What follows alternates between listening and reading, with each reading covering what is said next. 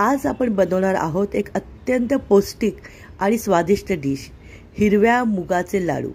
हे लाडू फक्त चविष्टच नाहीत तर ते आरोग्यासाठी खूप फायदेशीर आहेत। हिरव्या मुगांमध्ये भरपूर प्रथिने असतात। इथे मी 200 ग्रॅम मूग घेतलेले आहेत। 125 ते 150 ग्रॅम आपल्याला गूळ घ्यायचा आहे। इथे खोबरं आहे, ड्रायफ्रुट्स आहेत, मखाणे आहेत आणि डिंक आहे। असे आज आपण लहान मुलांसाठी बनवत आहोत पौष्टिक असे लाडू। वाटीमध्ये 1 वाटी इतके मी मूग घेतलेले आहेत। हिरव्या सालाचे अख्खे मूग आहेत। त्याच वाटीने अर्धी वाटी थोडंसं दाबून तुम्हाला गूळ घ्यायचा आहे। हे पौष्टिक लाडू आहेत, शुगर फ्री आहेत। वजनावरती घेणार तर 125 ते 150 ग्रॅम तुम्ही इतकं गूळ घेऊ शकतात। सुरुवातीला मंद आचेवरती आपल्याला मूग हे भाजून घ्यायचे आहेत। मूग हे कच्चे आहे, त्याला अजिबात भिजवलेले नाही आहेत। आपण मंद आचेवरती कमीत कमी 10 ते 15 मिनिटं याला भाजून घेणार आहोत। मूग भाजणं हे खूप जास्त गरजेचं आहे। मूग भाजून झाल्यानंतर आपण त्याला बाजूला ठेवणार आहोत। बघा मी एक प्लेट घेतले, त्याच्यावरती नॅपकिन टाकले आणि त्याच्यावरती हे मूग काढायचे, म्हणजे मॉइश्चर तुमच्या खाली प्लेटला लागणार नाही। आता त्याच पॅनमध्ये 1 टेबलस्पून तेल घेतलेलं आहे। त्याच्यामध्ये सगळे ड्रायफ्रूट आपल्याला मंद आचेवरती परतून घ्यायचे। ड्रायफ्रूट हे ऐच्छिक आहे, तुम्ही तुमच्या आवडीप्रमाणे कुठलेही ड्रायफ्रूट्स घेऊ शकतात। वजनावरती सगळे ड्रायफ्रूट मी 100 ग्रॅम घेतलेत, ज्यात बदाम आहे, काजू आहेत, काळा मनुका आहेत आणि मखाणे आहेत। हे सगळे मिळून 100 ग्रॅम इतके मी घेतलेले आहेत। तुम्ही क्वांटिटी कमी जास्त करू शकतात। वजनावरती अर्धा किलो हे लाडू मी तुम्हाला दाखवत आहे। मंद आचेवरती परतले ना ते खमंग परतले जातात। आता ज्या पद्धतीने आपण बदाम आणि काजू परतत आहोत त्याच पद्धतीने आपल्याला इथे मखाणे सुद्धा परतून घ्यायचे आहेत। त्याच तुपामध्ये मखाणे घातलेले आहेत आणि मंद आचेवरती परतायचे। मखाणे काढून घेतलेत। आता त्याच्यामध्ये मी काळा मनुका टाकलेला आहे, त्याला सुद्धा परतून घ्यायचं आहे। आता आपण जे मूग आधी परतून ठेवले होते थंड करण्यासाठी, त्याला आपल्याला मिक्सरमध्ये ग्राइंड करायचं आहे। त्याआधी आपण खोबरं सुद्धा परतून घेऊया।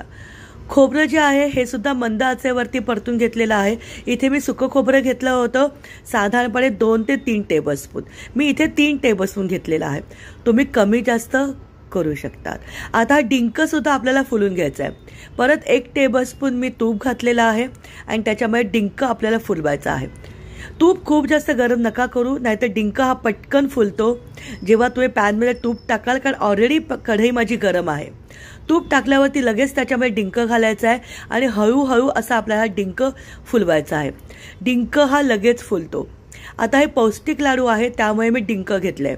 जर तुम्हाला खूप जास्त बॉडीमध्ये हीट असेल तर तुम्ही डिंक अवॉइड करा, कारण डिंक हे गरम असतं। आता हे मूग मिक्सरला आपल्याला ग्राइंड करायचे आहेत। मूग हे थंड झाल्यानंतरच मिक्सरला ग्राइंड करणार आहोत। आपल्याला त्याची पावडर नाही करायची आहे। हलकसा रवाळ असं आपण हे पीठ मिक्सरला करून घेणार आहोत, म्हणजे हाताला थोडीशी चरचर ही लागली पाहिजे। आता हे मुगाच्या डाळीचं पीठ आपल्याला मंद आचेवरती परतून घ्यायचं आहे। इथे परत मी 1 टेबलस्पून तूप घेतलेलं आहे, त्याच्यामध्ये हे मुगाची आत्ताच केलेली भरड टाकलेली आहे। परत मंद आचेवरती सगळी प्रोसेस ही मी गॅसची फ्लेम मंद ठेवून केलेली आहे।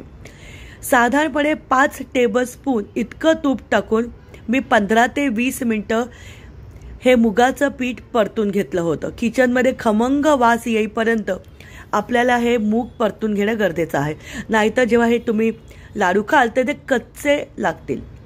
मंद आचेवरती साधारणपणे 15 ते 20 मिनिटं म्हणजे खमंग वास येईपर्यंत आपल्याला हे मूग परतत जायचे। प्रत्येक वेळेला थोडंसं परतायचं आहे, त्याच्यामध्ये 1 टेबलस्पून तूप टाकायचं आहे, परत परतून घ्यायचं आहे।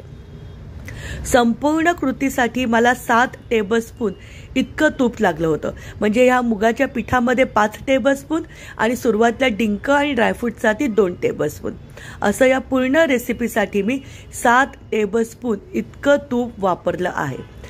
आता हे जे ड्रायफ्रूट्स होते हे मिक्सरला हलके क्रश करून घेऊया। तुम्हाला हवे असतील तर तुम्ही फाईन चॉप करून घेऊ शकतात, पण मी असे हलके क्रश करून घेतले।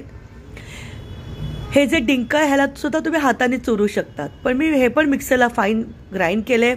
खोबऱ्याला हाताने चुरून घेतलेलं आहे, कारण ते लाडूमध्ये जे मध्ये मध्ये लागतं ना ते मला खूप आवडतं. मनुक्याचे होते त्याला सुद्धा हातानेच मी असं फक्त चेपून घेतलेलं आहे, कारण ते ऑलरेडी आपण परतून घेतले होते. सहज असे हाताने सुद्धा दाबले जातात. हवं असेल तर तुम्ही सुरीने त्याची सुद्धा काप करून घेऊ शकतात. आता हे मिश्रण आपलं थंड झालेलं आहे.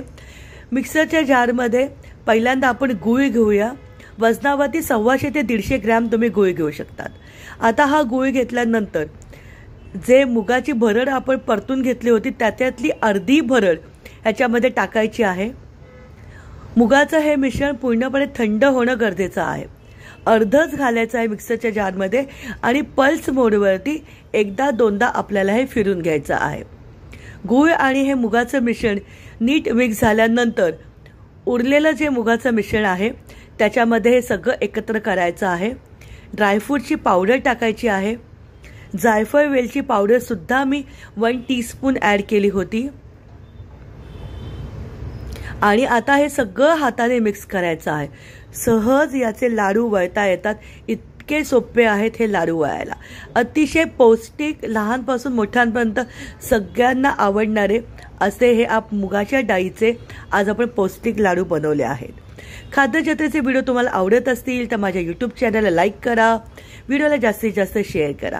रूम टेम्परेचरवरती 15 दिवस हे लाडू राहतात.